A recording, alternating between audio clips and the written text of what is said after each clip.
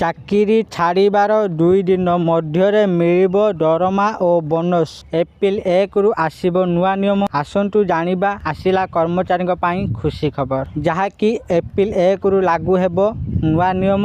ଆସନ୍ତୁ ଆଜି ଆମେ ଜାଣିବା ଏହି ନୂଆ ନିୟମ ବିଷୟରେ, ଯାହାକି ଏପ୍ରିଲ 1ରୁ ଲାଗୁ ହେବ। ତେଣୁ ଭିଡ଼ିଓକୁ ଆରମ୍ଭ କରିବା ପୂର୍ବରୁ ଆପଣ ସମସ୍ତଙ୍କୁ ଅନୁରୋଧ, ଯେଉଁମାନେ ଏପର୍ଯ୍ୟନ୍ତ ଆମ ଚ୍ୟାନେଲକୁ ସବସ୍କ୍ରାଇବ୍ କରିନାହାନ୍ତି ଆପଣମାନେ ଏବେ ହିଁ ଆମ ଚ୍ୟାନେଲକୁ ସବସ୍କ୍ରାଇବ୍ କରନ୍ତୁ।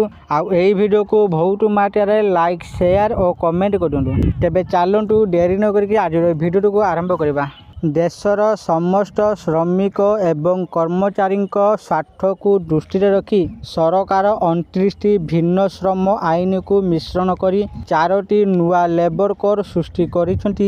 ଏହି ନୂଆ ଲେବର କୋଡ୍ 1 ଏପ୍ରିଲ 2026ରୁ କାର୍ଯ୍ୟକାରୀ ହେବା। ନୂଆ ନିୟମ ଅସଂଗଠିତ କ୍ଷେତ୍ରରେ ଶ୍ରମିକ, ଗିଗ୍ ଶ୍ରମିକ, ପ୍ରବାସୀ ଶ୍ରମିକ ଏବଂ ମହିଳାମାନଙ୍କୁ ଉତ୍ତମ ମଜୁରୀ, ସାମାଜିକ ସୁରକ୍ଷା ଏବଂ ସ୍ୱାସ୍ଥ୍ୟ ସୁରକ୍ଷାର ପୂର୍ଣ୍ଣ ଗ୍ୟାରେଣ୍ଟି ପ୍ରଦାନ କରିବ।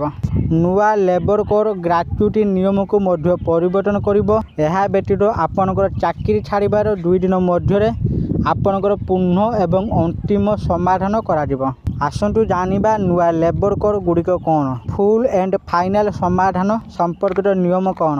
ନୂଆ କୋଡ୍ ଅନୁଯାୟୀ ବୋନସ୍ ଏବଂ ଇଣ୍ଟେନ୍ସିଭ୍ କେୟାରର କ'ଣ ହେବ?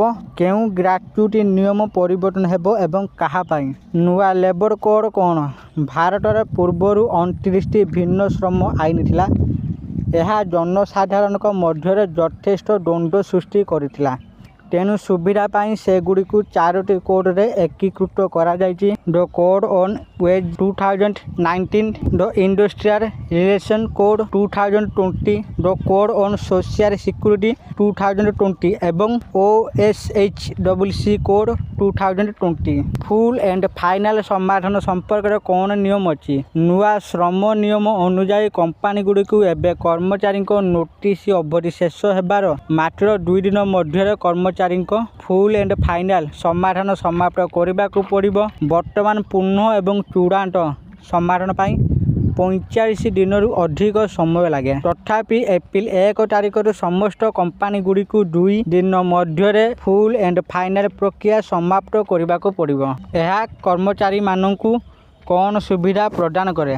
ଏହି ନିୟମ ବିଶେଷ କରି ଚାକିରି ପରିବର୍ତ୍ତନ କରୁଥିବା କର୍ମଚାରୀମାନଙ୍କ ପାଇଁ ଲାଭଦାୟକ।